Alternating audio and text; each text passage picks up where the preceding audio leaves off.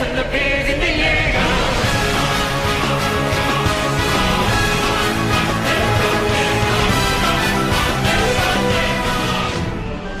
After the end of World War I, it seemed that the economy was going to get better, but in actuality, World War I had a few lasting impacts that ultimately made countries vulnerable to the coming of the Great Depression. There are three main causes that made the world extremely susceptible to the triggering of the Great Depression in the United States. The first of these causes is that during the war, France and Britain had borrowed in large amounts from the United States in order to finance a war of attrition. However, after the war, the terms of the Treaty of Versailles meant that the Germans and Austrians would have to pay big money to Great Britain and France for repairs. But remember that the Germans and Austrians fought this war too. They were just as in debt as any other country that fought in the war, but suddenly they had to pay these huge dues to Great Britain and France. So where did they get the money? More debt. They borrowed from the United States to pay the European allies. But wait a second here. Great Britain and France themselves have war debt to pay the United States. So the United States loans money to the Germans to pay the British and French, but that money ended up going straight back to the United States. This meant that the flow of money in newly recovering European nations was highly dependent on the finance of the United States. So when the crash in the United States caused investors to withdraw capital from Europe, Europe was left floundering due to this financial system that was reliant on the US. The second main cause was the technological improvements in industry that occurred around this time. New processes made the manufacturing of goods more efficient so that it required fewer raw materials to produce the same number of goods.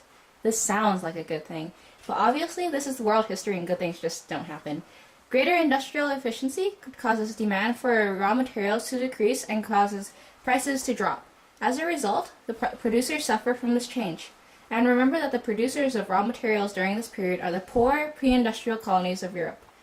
Increased efficiency wrecked raw material industries and made economies of producing countries extremely susceptible to the Depression.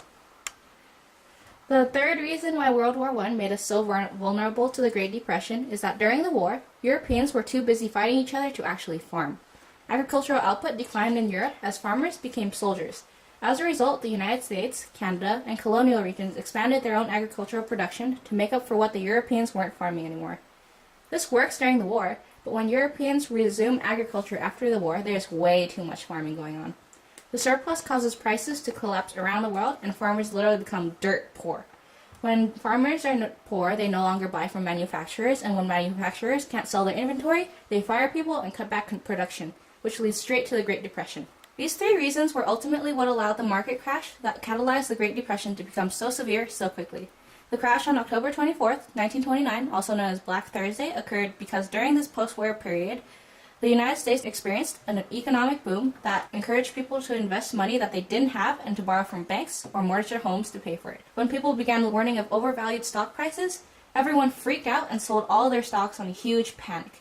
This caused the stock market to crash, and people went from filthy rich one day to completely broke the next. And then, as if it didn't suck enough, lenders then called in loans, and investors were forced to sell even more stock at extremely low prices. The Great Depression directly affected the people of the U.S. Poverty, bankruptcy, foreclosures, and repossessions became the norm since many were in financial struggles. Since people could not afford to support the art, artistic forms of music, images, and movements underwent radical changes. Unemployment rates skyrocketed, causing many people to migrate to urban areas for jobs, and some resorted to crime or prostitution. The harsh job market encouraged people to enroll in public education to increase job opportunities, but not higher education because they could not afford it. The family structure during this time took a tremendous toll. People were having less children and using more birth control. Women began taking on industrial work for income, and boys took on part-time jobs like delivering newspapers. On top of that, health was no longer a financial priority, leading to malnutrition and infections. Families also began moving into single-family residence, leading to decreased standards of living, but increased family bonds, since multiple families were now packed into one space. Those who could not afford homes lived in homeless shelters called Hoovervilles, constructed of cardboard and scrap materials. Marriage rates decreased during this time since many could not support a family, and divorce rates decreased because lawyer fees were too costly, but an alternative was poor man's divorce, where men simply ran away. Men faced many psychological difficulties during this time. Since they were no longer supporters or breadwinners of the family, they caused them to feel inadequate, leading to drinking, suicide, and withdrawing from society, both physically and emotionally. The people that were impacted the most were the minorities and farmers. Minorities such as Africans, Mexicans, and Asians were the blame for the Depression, so they faced harsh discrimination, higher unemployment, abuse, and unfair situations such as sharecropping.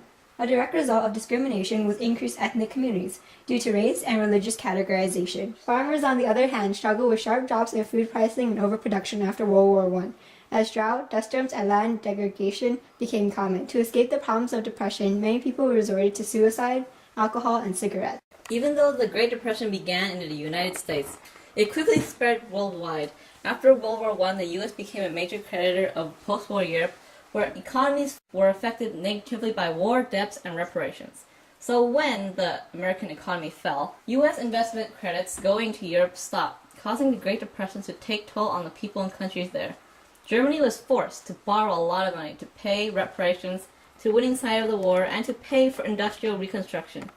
When the U.S. recalled their loan, German banking systems collapsed. In Latin America, countries were already experiencing a depression in the 1920s because technological and farming advancements increased the supply of crops, making supply greater than demand. The governments kept their surplus products, but took loans mainly from the U.S. to do so. When the loans were taken back, the stockpiles were put onto market, causing prices and income to collapse.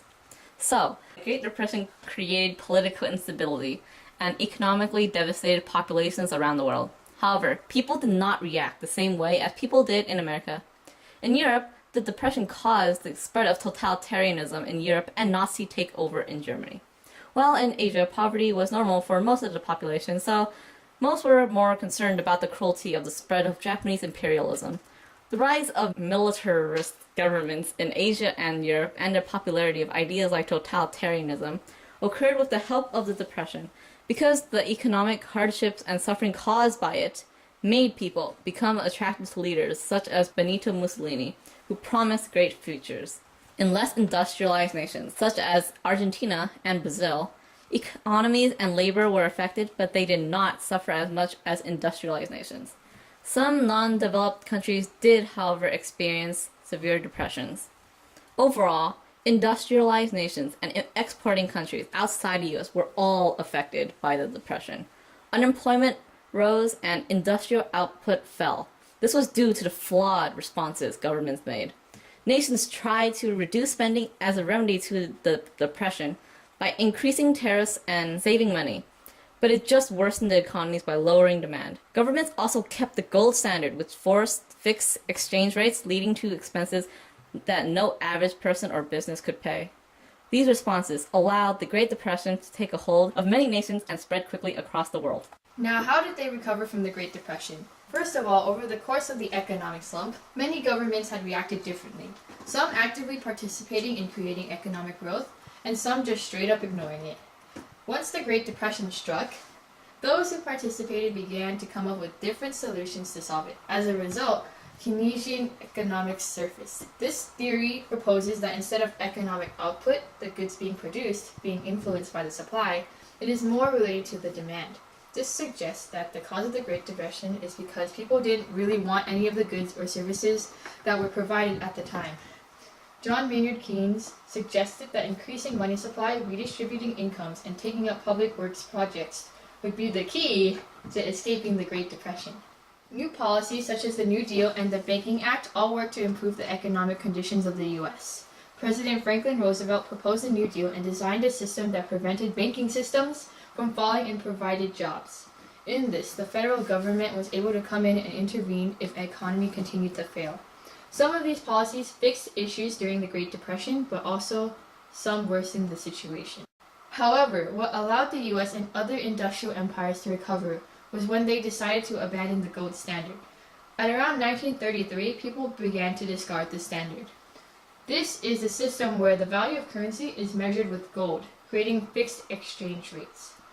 During the Great Depression, inflation had caused the prices to rise, and as a result, interest rates rose. This made it difficult for people to borrow money because it was way too expensive. This discouraged people from developing businesses and trade as well, stunting economic growth. Another factor to the ultimate recovery of the US and other industrial empires is World War II.